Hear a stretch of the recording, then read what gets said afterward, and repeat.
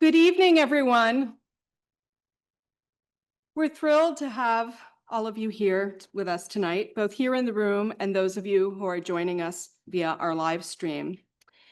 I'm Christina Ferrando, Head of Research here at the Yale Center for British Art, and it's my privilege to welcome you to this keynote conversation held as part of our symposium, Neurodivergence and Art Museums.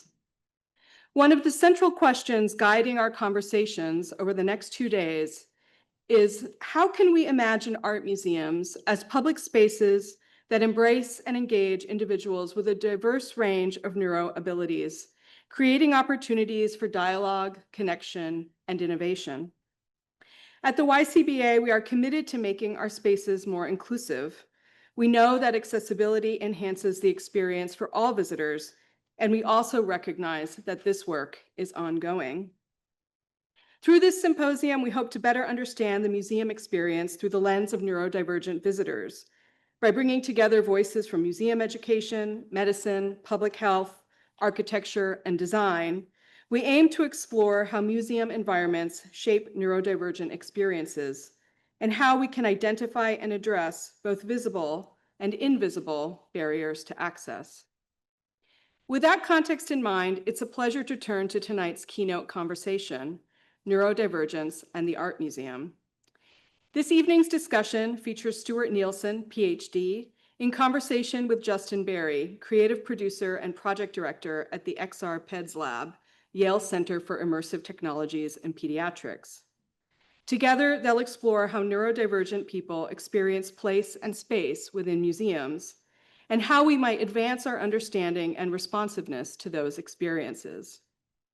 As part of this conversation, Stuart will share insights from a time-lapse photography project coordinated by the YCBA Research Department in collaboration with 6 other departments, an initiative that highlights the power of interdepartmental collaboration here at the museum. Our speakers tonight bring remarkable expertise and perspective. Stuart Neilson is an artist, researcher, author, and educator whose work bridges statistics, medical information systems, and neurodiversity.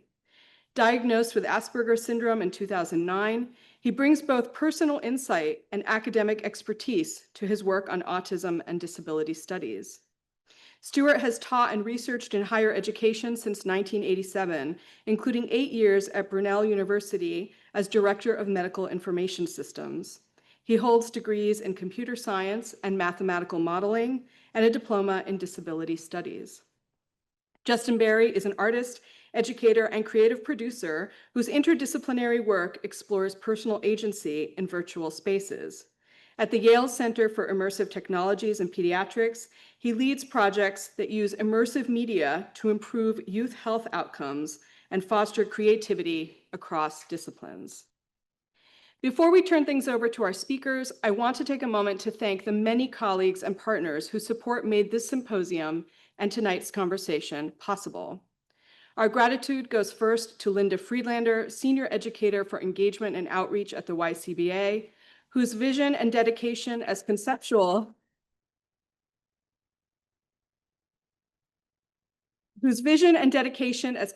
organizer have shaped this event in profound ways.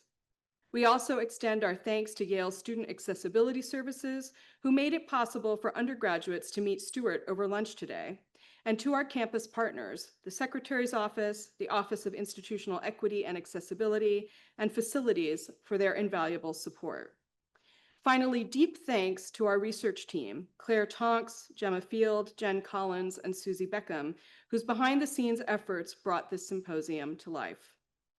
And before we begin, a few quick housekeeping notes. Recordings of tonight's keynote and tomorrow's symposium will be available online in the coming weeks through the YCBA YouTube channel and our website. At the end of the keynote, there will be time for questions. Online attendees, please send your questions to ycba.research@yale.edu, and don't worry, that will be up on the screen at the end. And in-person attendees, please raise your hand and we'll bring you a microphone so our online audience can hear clearly. We know some of you bring deep expertise to these subjects, while others may be encountering them for the first time. Wherever you're coming from, welcome. This is a space for learning, reflection, and imagining new possibilities together. Please join me in welcoming Stuart Neilson and Justin Berry. Hi, everyone. Thank you all for coming tonight. I just wanted to start with a quick question for you, Stuart. One of the goals tonight is to sort of better understand the experience of being in this kind of exhibition space as someone who's neurodivergent. And I guess the question that I had was, as someone who was diagnosed much later in life, did your experience of such spaces change after that diagnosis? And I guess I'm curious what the experience was like before you kind of understood the shape of your own brain and what it was like afterwards. I would call the diagnosis just a light bulb moment when everything changed. When I was in school, I was assessed as being educationally subnormal, ESN in the language there. I was called a dummy and lazy and stupid. So I had a lot of stigmatic labels throughout life. So when I left school, I was diagnosed as neurotic and schizoaffective and PTSD and depression, refractory depression. And then at the age of 45, got a diagnosis that actually helped. And it was the first diagnosis that actually made sense, where places that I found, this is actually quite comfortable. I can't see anyone there. Yes. Thank you. And we're in control. We have total control of the room. So it's comfortable to be up here. People ask, how do you be up here when you're such an anxious person? And this is easy. I think you feel the same way. Yeah, no, I don't at all. This is horrifying. Well, but back on that topic of thinking about, because I've had a similar experience with a sort of later in life diagnosis, and thinking about being in a museum. I guess, what was your relationship like to art spaces before the diagnosis, and then did it change afterwards? I mean, you became an artist. Were you making art before? Like, how did that shape your creativity, but also your experience of creative spaces? I've always liked these sanctuary spaces. It's maybe hard to get in through the security and the front door, and there's a lot of anxiety, especially going to a new place. Yeah. And people may not realize that 50% of everybody who visits an art venue are first-time visitors. So everybody has anxiety coming in, but some of us feel it very strongly. And that getting over that barrier to a sanctuary space, like libraries are the other one. I love being in a library. Where everybody's supposed to be quiet, right? And yeah, they're self-enforcing. Library spaces encourage people to be quiet and be respectful to each other. Well, I was hoping to look at the video that you made of the entryway here. So shall I control? Yeah. Yeah. So the YCBA made this video. It's a 12-hour day. So we're watching 12 hours of the entrance hall. You've all come through it. And we're looking down from the second floor. I think it's the second floor. At everything that happens in 12 hours in 90 seconds. So it's speeded up by 480 times. And we see some staff arriving. I can see from that they didn't come in through the front door. They have a little group gathering to discuss what they're doing for the day, and they remove the closed sign from the door. And then people arrive. And that's a tour group that just made a little circle and disappeared. And we see them come back later. And the sunshine is changing the room because of the skylight. So if we look at the things that move and put them on a blue background, you see all this action in the space. And we can see the desire lines that people are tracing out. And the desire lines of the staff and the desire lines of the visitors vary. And that was a flash of sunshine coming through broken cloud. So that also feels like movement. You suddenly see the room light up. And then if we collect all the motion and just look at how things are changing, you can make a motion heat map where the red areas are areas that are changing a lot. And I'm looking personally, where do I belong in this space? Where are the quiet spaces, these blue areas that maybe there might be a bench there that I could go and sit on. And then this is the 24-hour day. In the evening, there was a bench in that top left-hand corner, a table of merchandise for I think about 8 p.m. event. And that's the heat map of the whole day, 24-hour period. And it's great fun to look at this space and see, where would I like to be? If I was feeling sensory overload and maybe a meltdown, where could I go and get into a place where I can self-regulate? And meltdowns are very, very uncomfortable. They're also potentially calling security and very embarrassing. I mean, one of the things that's so fascinating, looking at an image like this is it's so full and dense of information in a way that I don't think we usually see it presented, right? It's like mapping out something that might otherwise be invisible. And in some ways, it's kind of creating this trace of the sort of invisible rules or movements through the space, the means by which you get from one part of it to another. Like you were saying, where are the quiet spaces versus the loud or motion-filled spaces? And I guess I'm curious about how you got into that process of making these maps, but then also I'm curious if making this kind of map, is there something that have you ever discovered something really unexpected, or has it ever changed the way that you experience the space itself after you've mapped it like this? There's something I did recently where they redirected the traffic that runs from Dublin to Cork past the front of our house. And there's an illegal turn. And in the morning, from about 7 o'clock until about 9:30, we'd hear this beeping, all the drivers going on the legal route, trying to educate the drivers making an illegal turn. And we'd hear between 50 and 150 beeps per hour. And I was infuriated by it. And I put my camera up in the roof of our house and videoed this activity, trying to make, I suppose I was going to complain to the council about, could you do something about this? But when I started watching the video and making sonograms of the audio in it, I suddenly realized they were birdsong. And making the sonograms, each bird has its own distinct signature. And I started learning about birds. And I heard drunk people coming home at 7 o'clock in the morning from the nightclub singing. And a cat called Derek, who lives near us, he has a really distinctive meow. He's a tomcat. And suddenly I was hearing those things and no longer hearing the beeps. And it was just this amazing transformation in my relationship to the city. And I stopped being angry and I never complained. I was going to make this, like, what are you going to do about this problem of mine? And somehow this kind of mindfulness exercise, accidental mindfulness exercise, changed my relationship with the world. I mean, looking at the relationship to museum spaces, right?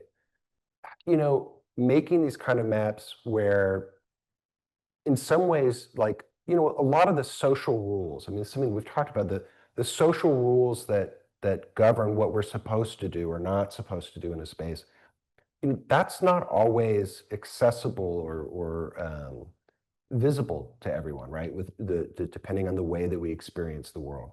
Have you, in making these maps of these sort of exhibition spaces, have you learned some of the rules, or what has it, do people follow the rules or break them, or how has it changed your understanding of the norms that govern these spaces? I have an anecdote from, I think it must be about 30 years ago. I went to the Alte Pinakothek in Munich, and I'd known Hieronymus Bosch, The Last Judgment, since tiny childhood. And it's the most amazing painting, the most amazing little details in it. And suddenly the real thing was in front of me, this big luminous picture with these amazing phantasmagorical creatures in it. And the world receded, and it was just me and these animals. And I don't know how long I was there. It might have been seconds and it might have been longer, but it was long enough for the museum to alert 2 policemen, and they were at my shoulders on either side saying, "Can we help you?"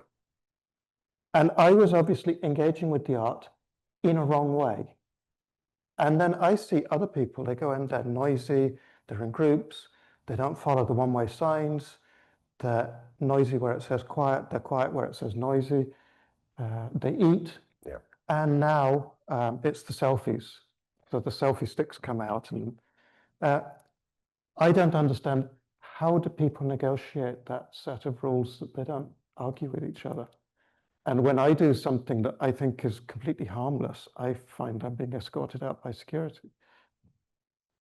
I mean, it's interesting, this idea that we have of normative behavior in these spaces, right? On one hand, it's considered okay and normal to stand in front of the Mona Lisa. I know that this is an experience that you've had where everybody's taking their cell phone pictures and really making it difficult to actually see the piece. But someone who's just trying to actually experience the piece in a way that feels natural or normal to them, that somehow becomes, because it's not normal, because we can't make sense of it as an obvious, like obviously people want selfies with the Mona Lisa, right? But why is this man standing here staring in fascination at this object? Suddenly it becomes problematic or threatening. And I guess that, my question for you is just, what does an ideal space look like where people can have these different kinds of experiences or interactions with the work of art? The Mona Lisa I saw from the corridor, I don't know what that is, 30 feet away. And I looked at all the people crowding in to get selfies in front of the Mona Lisa, and I couldn't enter the room at all. And it wouldn't be hard to arrange a concentric circle where people could enter at the sides and see the completely unappreciated paintings on the walls, because there's only one object in there, this small portrait of a woman. Everything else on the walls is unappreciated. But it wouldn't be hard to make a quieter passage with maybe a big sign at the front saying, "Not the Mona Lisa," where people who want to go to the front and have a side view of the Mona Lisa and then leave and not be in that crush, not take a selfie, could be in it. And I don't think people shouldn't take selfies if that's how they're engaging, if they're getting pleasure from that, and maybe a lifelong experience. Well, it's interesting, like those rules that govern the norms of behavior, again, taking a selfie is okay. For people who are neurodivergent, it might be more intuitive or natural to dance in front of a piece, or to, like we were talking about this earlier, I like to fall asleep looking at a work. In those behaviors somehow don't fit into this accepted narrative. And I think that, yeah. In the National Gallery in London, there are nice big benches which are quite comfortable. You can fall asleep there, and students I'm gonna head there after this. Yes. That's my, yeah. I do, of just being with the painting and whatever it is, you want to dance, you dance, the painting. I saw Eros being stung by a bee, and that's a painting that would make you dance. It's just such a joyful thing, the poor boy being stung by a bee. They're dancing in a different way. They are, right, yes. Yeah. Well, I was hoping we could also see some more of your other work. This is a composite of maybe 30 frames of that same tour group, and within it, there's a person using an electric buggy. There's somebody at the top using a walking frame. There are a couple of people using walking sticks. There's a range of mobility in the room, all using the room in different ways. And I also saw people tend to sit at the right-hand end of both benches. I've never noticed that before, and I don't know if that's something that people just do. Is it because the dominant hand needs to be free, or it's not about being nearest the door, because the other bench, the right-hand end, is furthest from the door. So people do that. I thought this was a fascinating little collection of movements, and these are visible disabilities. but we're not seeing the invisible disabilities. And disable is a verb. It's something that happens to somebody. People are disabled by their environment. They're disabled by other people, and they're disabled by design choices.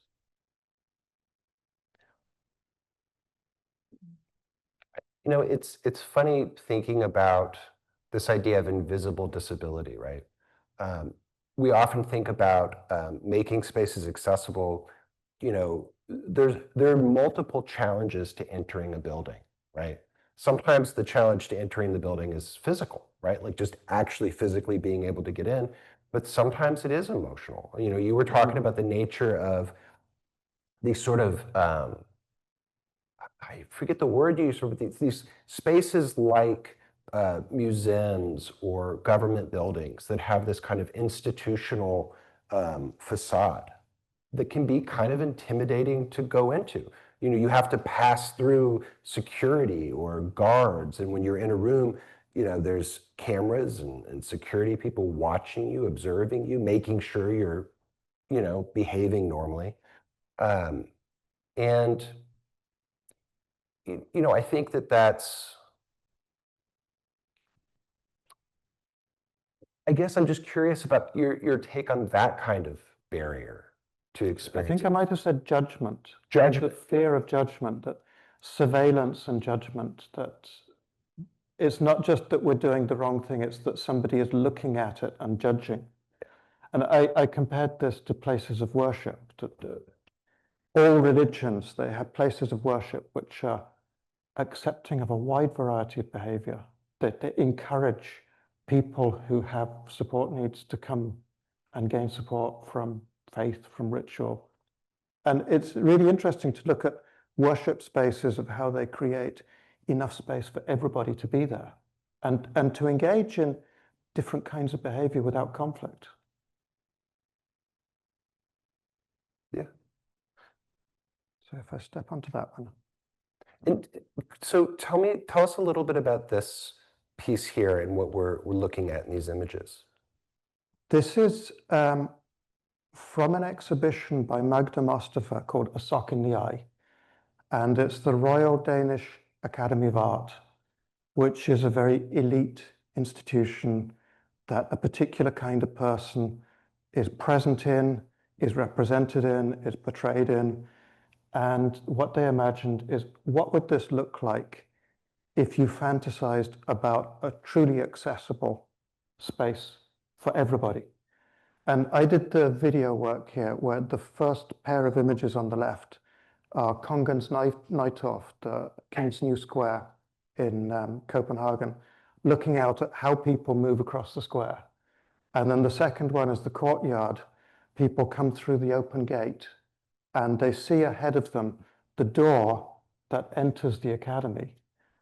But what do you do when you walk through that gateway and suddenly there are options and you hadn't expected options? You thought maybe that was it, you'd go through the gateway and you're inside, and suddenly options, I can't cope with options. And looking at the way that space is used, on the right-hand side of the courtyard, there's a bicycle rack. So there's a lot of red activity around the bicycle rack. People come in, they park their bicycle, and people go around to a garden on the right-hand side. And the left-hand side is blue. There's nothing happening there. There's this big resource that's unused. And the bottom right picture is the architect's plan, where Magda has drawn some redesigns that stepping through the gateway, there's a pause space to think about what to do next, to read the signs, to look at the cafe, to look at the doorway. And on the left corner, there's a circle where you might put a bench or a pot plant or some other kind of indication that this is a refuge space.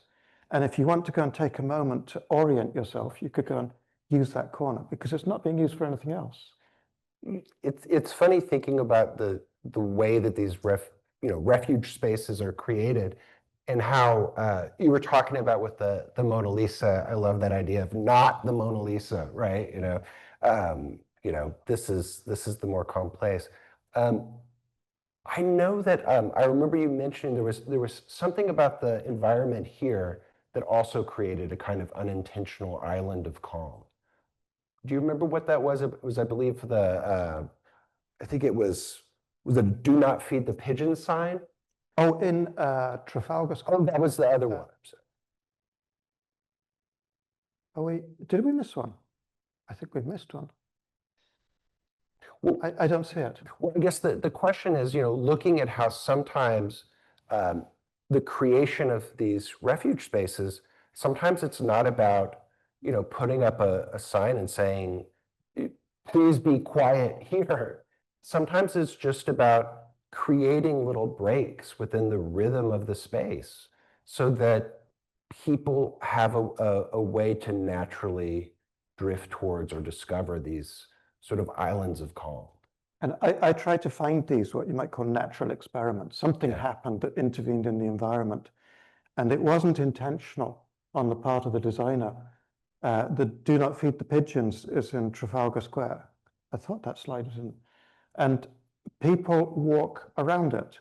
And it creates a space where if you wanted to get out your Google Maps or check your messages or have a conversation with a friend, you can stand against this sign because it's created a natural calm space in the middle of a really busy city centre public square. And I've seen others with no cycling, and in airports, the unattended baggage will be destroyed. It's a great place to stand because nobody's standing there. It creates this island of calm. Well, I mean, it's funny thinking about with autism, the way that, certain social conventions or social norms, might be invisible to you or difficult to sort of tease out. But then listening to you talk about this work, it's almost like you've discovered social norms or behaviors or patterns of people in these spaces that maybe no one else has seen before or noticed before. That this way of viewing and visualizing the space has given you a kind of insight into how these spaces are used. And I just think that seems like such a fascinating outcome. I mean, is that when you started making these maps, was it partly for your own edification of just like trying to understand where you could find safety in these spaces? Or were you at the very beginning trying to kind of communicate this to others, maybe trying to better understand them? I was trying to, communicate, to make an image that looked the way I felt. So it's trying to make a picture that, to me, is the memory of the place. If I took a photograph, it's just a snapshot in time. But if I make these composites, it's the whole story of everything that happened in that place while I was there. And when I look at them, I can almost smell them. We have a natural sea harbor, and I can smell the seaweed when I take these photographs of the harbor. And it was that need to communicate how hard it is to be in those places, or what parts of it are comforting, what parts of it are discomforting. This is an example of a discomforting one. When you come out of the metro station on the far side of the square, you see the Royal Danish Academy right in front of you. And the two pedestrian crossings are way over to the left and right.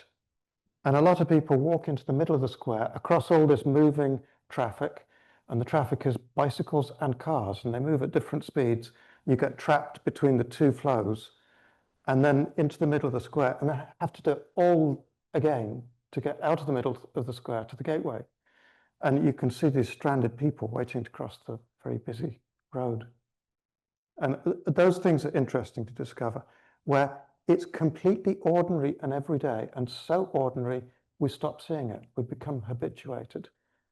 And it's cultivating strangeness of, that's Catherine Bateman, I think is the author who used that term, of making yourself estranged to the place you're in, especially if it's your own place that you stop seeing. It's like when you come home from holiday and you look at your house and you think, wow, it's so untidy. And you hadn't noticed before you went away, but you come back and you're not habituated to it, and you suddenly see you've become estranged to it, and all that every day is actually very different than your memory. I've had that experience watching commercials when you've been traveling for a long time and you come back to your home country and you see a commercial on TV and it feels like, whoa, this is normal? Like, you know, I mean, thinking about, making these images, it's fascinating to me, I guess, thinking about the project that you did outside your house, right? Where you were sort of capturing this flow of the traffic and the sounds and the audio through the space. That's such an intimate and personal space. And comparing that to spaces like the museum, right? Where you're looking at these spaces that, are kind of, they're not your spaces. They're not meant to be, your personal space, but of course you're meant to be welcome there, right? And I guess the question is there a difference in looking at these external institutional spaces and the way that you respond to it or what you learn from it versus the sort of more intimate observations of things, in some cases, right outside your window? I've lost my train of thought. No, that's probably my fault. So sum up the question, and if it's not fun or easy to answer, then we'll move on. But is there a difference in looking at spaces like a museum, right? And looking at how people move through it versus looking at the world outside your window? One is kind of an institutional space, right? And one is just your world. And so I guess the question is, as someone creating these images and making this art, how do you respond to those two alternate approaches to making? I think one of the things is I do some guerrilla art. Yeah. So I go into, I go, I'm like, yeah. the Rebel Alliance. So I go into a museum space with a little tiny video camera, GoPro, and I film it. It's easier to get told off than to ask for permission. So I do some of that, and I've shown them to people, and they've been really receptive to it. So I filmed Luke Jerram's Gaia without asking for permission, because photography wasn't forbidden in the building, but maybe making an image and then using it in this way is stepping over the boundary. So I did write to him and say, do you like this image? Can I share it? And he was actually thrilled with it. Yeah. What was the first of these images that you made? The first was probably a pedestrian crossing. I was just interested in, why don't people use pedestrian crossings? We live in Ireland, where the mascot of our city would be a goat if we had a mascot, because we can't obey rules. So the pedestrian crossing is there and people press the button as they're passing and then just cross the road anyway. And they cross the road in desire lines. And they're crossing at diagonals, like the people in the image here, just going where they wish to go. And sometimes these desire lines conflict with each other. And I think that was the first thing of, why are people doing this? And then seeing the desire lines, I could see, oh, that makes a lot of sense, because I'm going to that fabric shop over there and I've come from here. I mean, in looking at these places that people are engaging chaotically or not following the rules or making it difficult to know how to traverse it, are there examples of spaces that you've discovered that are very good at teaching us how to navigate them, that have sort of examples that we could use, in the design of spaces like museums to actually make them more accessible or help people navigate them in a more meaningful way? Things that look like chaos can be very good. If there's a lot of space and a lot of resourcing, people can do whatever they like without conflict. And it's when the space gets narrowed down and the resources disappear, we start being in conflict with each other. And behavior really matters, and written rules matter, and following the rules matters. But in a big space, it's easy for people to coexist with different kinds of behavior. And if you think about the really big churches and temples and mosques, there are concentric circles with an area of calm in the center. and then it can get progressively more and more disordered towards the periphery. And I think that's a nice model of this idea of people having different behaviors in the same space. And what about, like, are there ways that spaces can be made more, like, for instance, textures, or the way that the colors in a space, or the sort of architecture in general? I'm just really interested in this idea of these spaces being governed by rules that in many cases are invisible, and what it looks like to inform people in a friendly and way how they can navigate that space, where there are going to be quiet zones of refuge, where there will be fewer distractions, or a path through the chaos, as it were. Everybody who's been through an airport has probably seen cognitive friction as a behavioral modifier. And one of the best examples is, as you're going to the departure gate, the center of the hallway is made of hard linoleum. And then there's an outer bit made of soft linoleum, and then there's thin carpet, and then there's thick carpet. And if you take your trolley with luggage on and you move to the soft linoleum, it slows you down. So people are guided back towards the center line when they're in a hurry. And then when you take your trolley onto the carpet, that's where the cafes and the tables are. And you can't go fast. It's impossible to push the trolley fast enough. And that kind of cognitive friction is useful. And it's accompanied by wavy lines on the ground that show you this is the way to go. And then as you get towards security or the baggage reclaim, the line disappears and they put triangles and squares and circles in front of you, like a visual block to say, slow down. And I think that kind of thing, as long as people don't become too aware of it, because when they become aware that they're being manipulated, they rebel. I just want to make sure, I know we're getting close to time, and I didn't know if there was one more piece you wanted to talk about. This is the exterior of the Crawford Art Gallery in Cork. And I did this on a bicycle. It's a slit scan photograph. So the camera travels around the building, 360 degrees around the exterior of the building, and collects everything on that periphery. And the little swirls, there are 4 of them, are where I turned a corner on the bicycle. So the bicycle leans into the turn and then straightens up. And it's like an image of the way it felt going around it. But it's also, this is a fortress. Inside there is a financial asset, which is why there's one entrance at the top under the tree. And it's behind wrought iron fences with big spikes on the top. And they open up at 8 o'clock in the morning. And then there's a big heavy door, which is very difficult to push open. And inside there's a glass wall with a man in a stab-proof vest behind it. So it's quite an intimidating experience, but it's a sanctuary space. It's funny thinking about these spaces that are meant to be welcoming, but by their design, they're so, I think not oppressive is the wrong word, but they're so intimidating.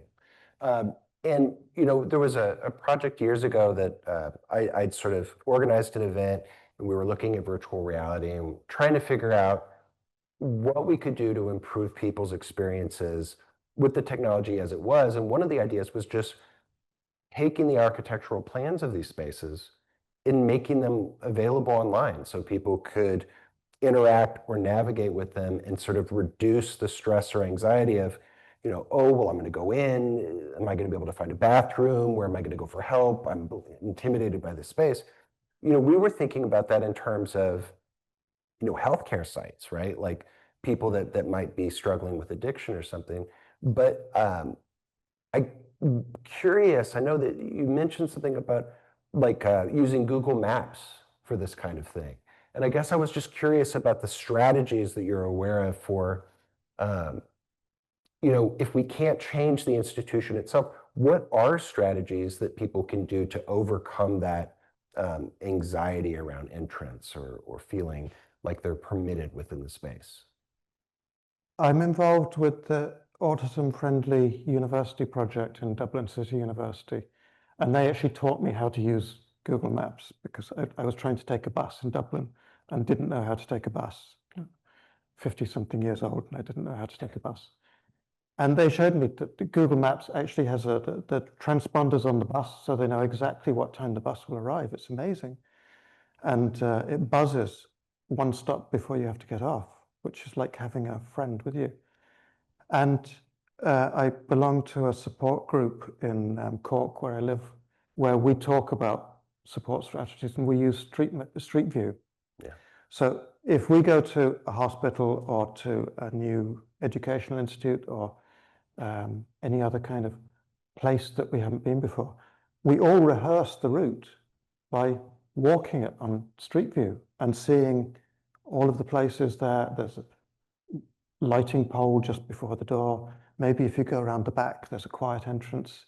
There's all kinds of things you could discover about the building before you go there, and rehearse it and be comfortable with the building before you get there. I think it's one question is kind of going back to this idea of before you were diagnosed and after, becoming aware of these kind of barriers to participation or entry. Did it feel like some of those were lifted when you sort of understood where that anxiety or where that stress was coming from? Did it give you a way to enter some of these spaces that may not have felt comfortable before? The biggest thing that changed was I still feel that people are looking at me and judging me. That's a really strong feeling when I go out. I feel like people are going to think I'm doing something bad. They're going to arrest me. I have a constant fear of being arrested. I've never been arrested in my life. I've been escorted out of places, but I've never been arrested. And that fear is very strong. And now I know, as we come up to Christmas and the sparkly lights go on and the Christmas-scented candles are lit inside shops, I get very anxious, and that sense of being observed and surveilled and judged gets stronger. And I know it's the sensory exposure, it's not the people. So that's changed for me. It's made it much easier to go shopping, to be out. I want to open up for questions, but I guess one last quick one is just because I've heard you say some interesting things about the shopping experience, and I'm just curious, the way that places like markets are designed and arranged and laid out to move people through them, how in your mind that might relate to the way that museums or exhibition spaces are designed. We have some shops like, I don't know if you have them here, Tiger and Suster and Green, and they're arranged like a maze, a one-way system where every customer, IKEA does the same. Every customer has to walk past every product, and there's only one way around.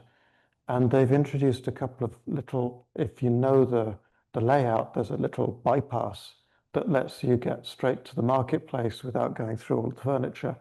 But you have to be in the know.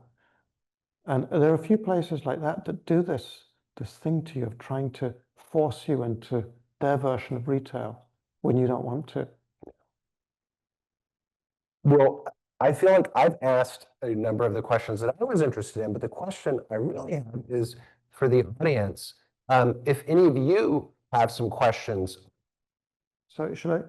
Yeah, I'm realizing we didn't get a chance to talk about everything. Do you want to say something real quick? This is Luke Jerram's sculpture Gaia. It's a 25-foot diameter earth, and it's at this point in time mounted in Cove Cathedral near Cork, and it's spinning. I think it takes 4 minutes to spin one circuit. So you see the earth mapped out in the slit scan, and in front of it, this is a cathedral. It's a quiet space. And those are people walking through the slit of the slit scan with selfie sticks, trying to get their picture with Gaia behind them, and climbing on top of the pews where people worship to get the right angle. And it's a really interesting thing that I get security telling me I'm looking at art the wrong way. How did they know they could do that? I just find that fascinating. And I think just to say that, the thing that's been coming up to me over the course of this conversation is that idea of when the person is climbing up with the selfie stick, it's disruptive and it's potentially dangerous. But in many ways, it is normative. It's like, oh, well, they just want a picture of themselves, right? The goal of, or the sort of nature of their interest is understood. And so, it seems like it becomes permissible, whereas, if someone's dancing in front of a piece or staring in fascination, it almost becomes threatening simply because it's unknown. When in fact, it's much safer than climbing on the work of art oneself. But I did want to take some questions from the audience, and I just wanted to say, if you're going to ask a question from the audience, just to please wait for the microphone so that the online audience can hear you. And then the other thing is that if you are a member of the online audience, please feel free to send an email or send your questions in so that people can get them our way. My question is, from your studies of these art spaces, what lessons have you learned that you pass along to architects and interior designers in museums? We had, from a survey that our autistic group set up, a list of 8 principles. It actually ended up as 11 because we had focus groups at the beginning of 4 sensory things: sight, sound, odor, and tactile. The tactile attraction to things. So you could make things tactile and people shouldn't touch them, but they're so attractive you have to. Just having this kind of raw concrete, that kind of tactile environment. And then being judged, being able to have a companion with you, having a safe, proprioceptive environment, enough space to walk, to gain balance if you take a misstep, and the signage. And the signage in this building, I think, is quite subtle. That's such a kind way of, that's really thoughtful of you. So we had those 4, and then people added unwritten rules and temperature. I hadn't been, the focus group as a whole, but I hadn't been aware. Some people are very sensitive to temperature, being too warm, being too cold, and having drafts. So we had that kind of, just a simple checklist of things that we do. But having a network, I think this is the thing we keep coming back to. You can make a sensory-friendly place, but it has to be connected. There has to be a way to get there. In the way you can get through IKEA from the entrance to the marketplace without going through the furniture, we can't get from the street there to the gallery one. Upstairs in the Crawford Art Gallery is Harry Clark stained glass in a dark room, which is a beautiful spot to sit. But you have to go through all this security and the stairs and the busy spaces to get there. And how do you connect your home through the city streets to the sanctuary space? And we use these as a place to rest if we're going to the GP or the pharmacy, a place to be if we're too early or too late.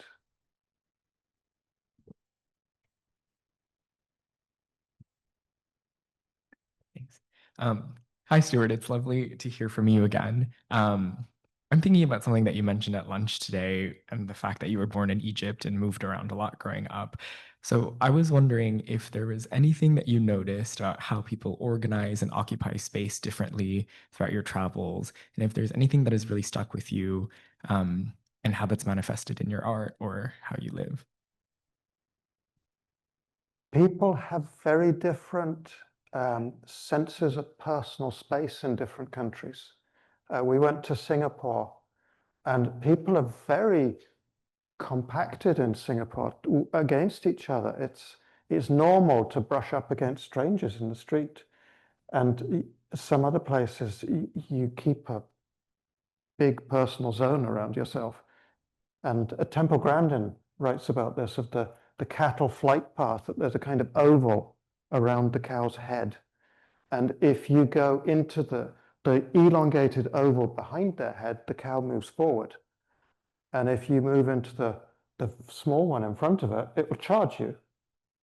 And it's just the safe personal space. That changes a lot in different countries. People touch each other in other countries in a way we don't. People hold hands.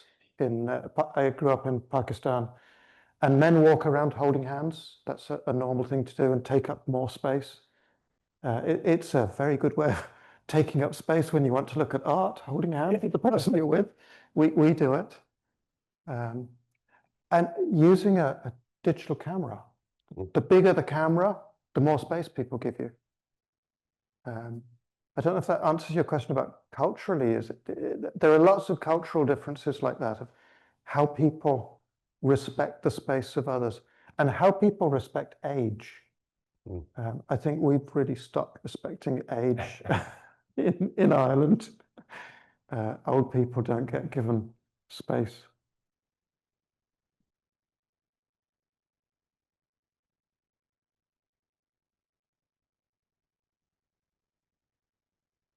Thank you so much for this wonderful conversation. Stuart, you're obviously someone who loves going to museums, and I'm curious about how do you prepare for a first visit to a new museum that you haven't visited before? And ideally, what would you like to have available to you to make that first visit more comfortable? The guidebooks, obviously what's online, what's on paper is very important. Getting into the Rough Guide or the Lonely Planet, and knowing, I read a really good guide to the Royal Palaces in London, which I've never visited, but I read the guide, and I thought this was so interesting that it said, as you come through the doors, the floorboards may squeak. And it's exactly what I'd want to know, that kind of, this is going to disturb you. And you may hear intermittent noises from the air conditioning system. And there is a person who might ask you to check your bag. They're not picking on you, and they're not police. And I thought that was another one. I have this real fear of men in uniform. But knowing that this person is there in a uniform to identify themselves as museum staff, and they might check your bag if the bag looks like it could contain something big enough to steal or big enough to be a threat. And they might ignore you if you look harmless, but they're not picking on you. There's no kind of judgment in being searched. I thought those were nice kind of touches that were written by somebody who was autistic.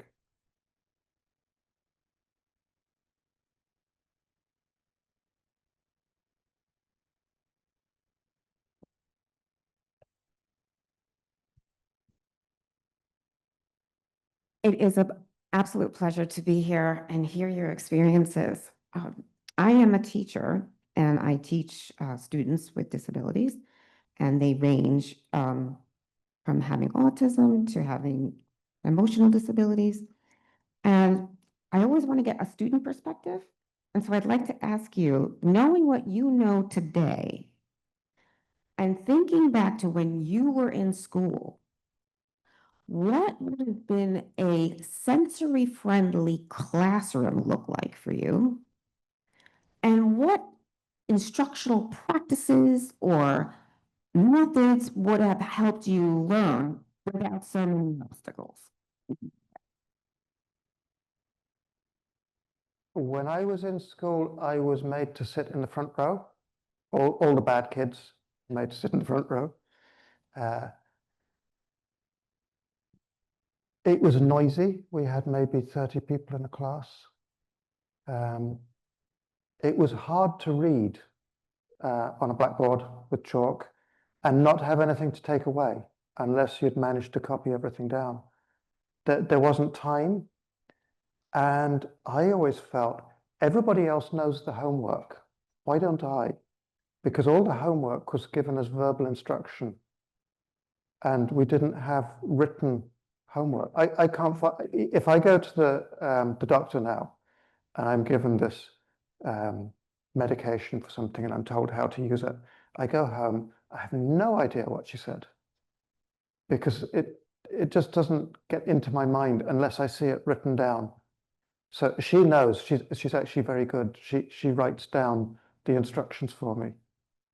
And that kind of understanding where people are coming from, what they need for their own communication. As someone who is also neurodivergent, I totally am able to relate to what you're saying.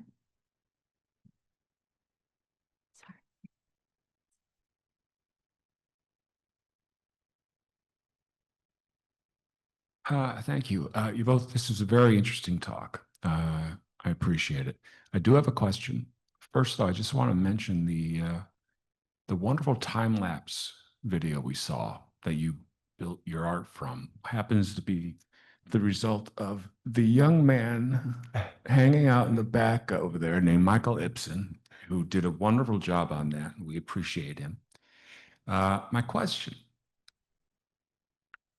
is about specifically this building. As you arrive here, you're coming in from Chapel Street, which is could be a loud, chaotic environment that is too much for me at times, into normally a large, empty space. Is this a scenario where you can find a comfortable spot, a comfortable place in that entrance court? Is it a relief, or is it, you were talking about using the heat map to find a spot you could go if you needed to? Is there a spot you could go? The benches are very attractive. But I think having a place, you come in from somewhere really busy, so your senses are all overloaded, and step through into somewhere that nothing's happening. And that's very disconcerting to regulate down to the level that the room is in when you've come in from this high level of activity outside. And it's good to have a corner or a bench or maybe a screen, a place that you could step out of sight of the street just to calm down to the level of the interior. And as I said, the signage is very subtle. And there isn't a place to stop and become aware of where to go. And I think that I certainly find this when I go to hospital. They have a big revolving glass door, and the glass door makes you walk in at the speed the glass door turns because it's motorized. So you get thrown into this room, and then above your head are 20 signs for 20 different departments.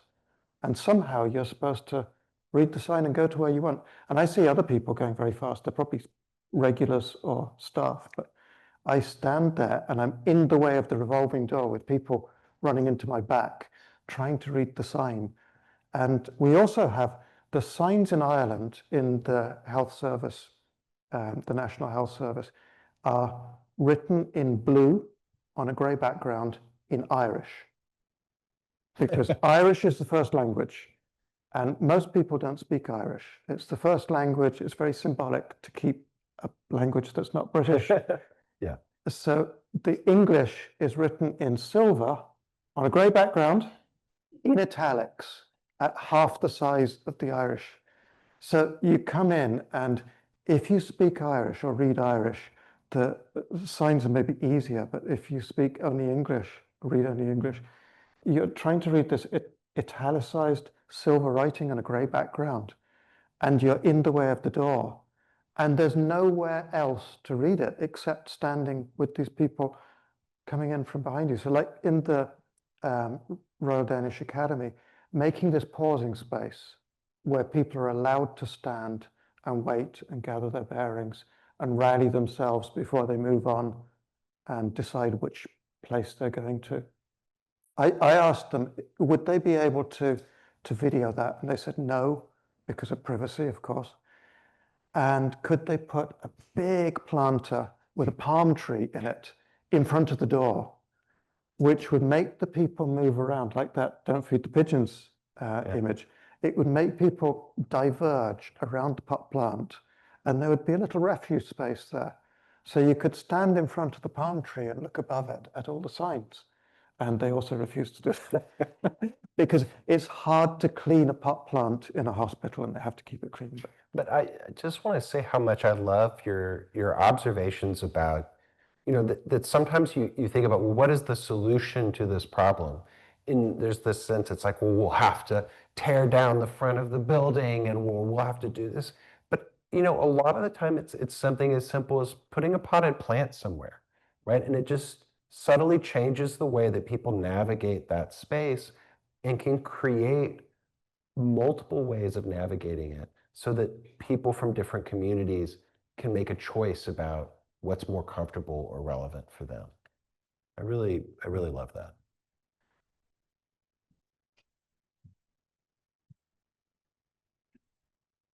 Hello.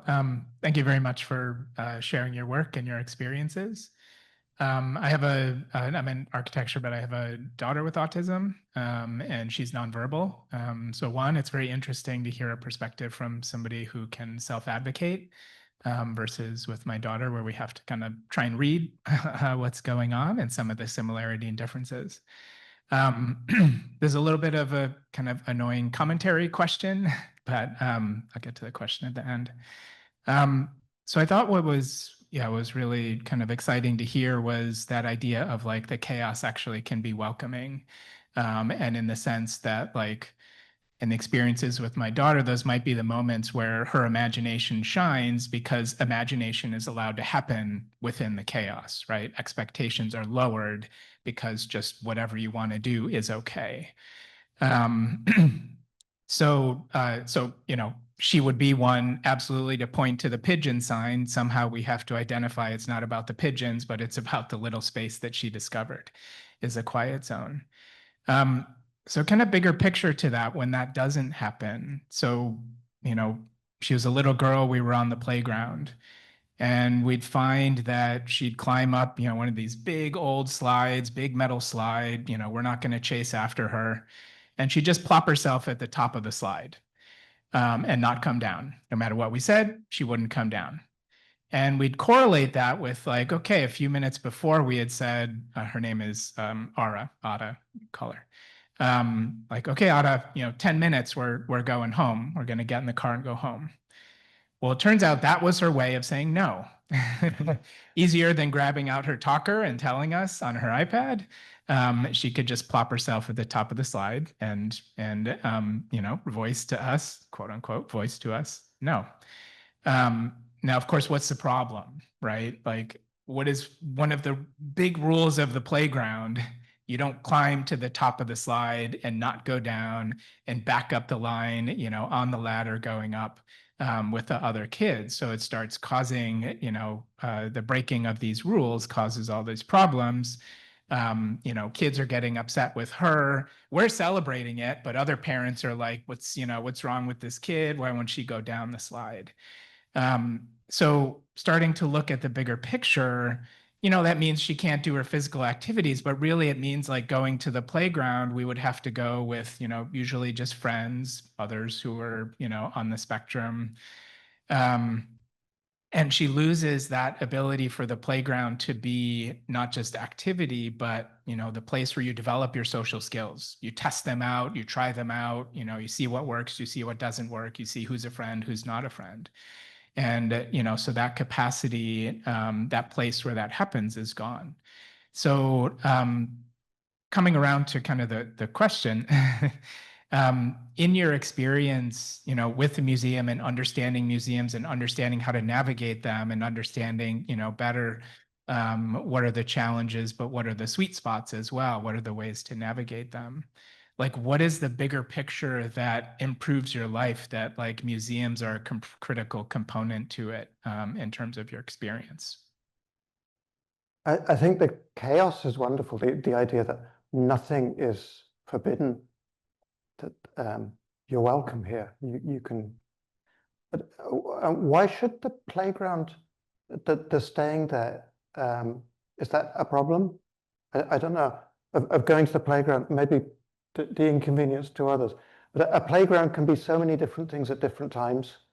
So I mean, it's built of a lot of social rules, and if you break them, it's the first place If you break them, everybody is watching, and maybe Yes. the police won't come, but the other children will police it, right?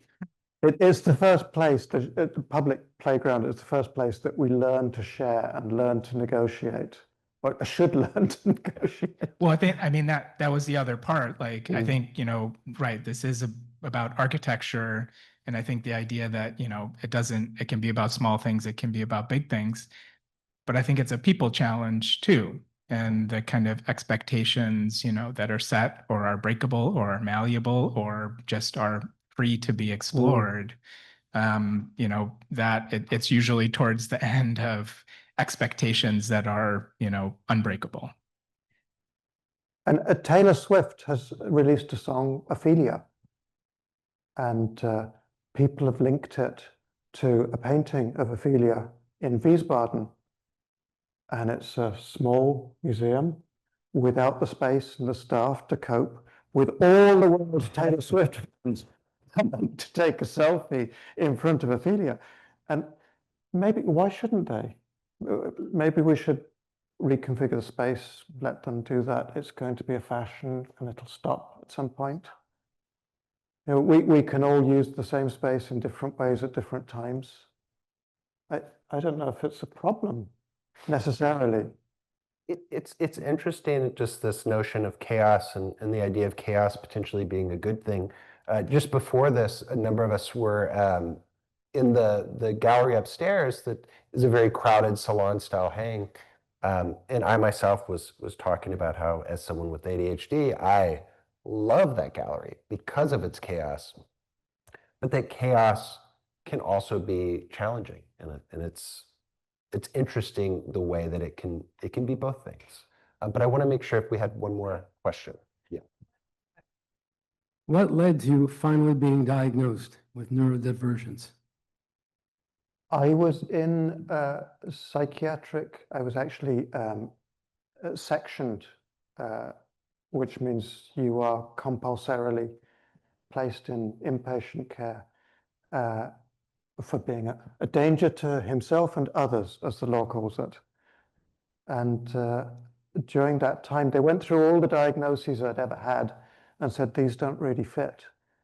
And there was a psychologist, this was 2008, coming into 2009, who had read the forthcoming DSM-5, the bigger spectrum. And he said, this is what fits better with your behavior and your background and your childhood and your parents. And he phoned up my parents, who were alive then, and interviewed them about my childhood, and made a full assessment. So I went from somebody who was very problematic and very stigmatized into having a much better understanding of myself. And part of the DSM-5 is that people like me who have had these lifelong stigmatizing negative labels suddenly find we've got a better understanding of ourselves.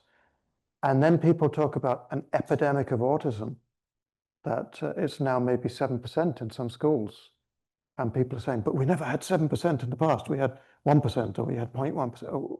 But people were being diagnosed and labeled with other things. And now we've got an epidemic of understanding.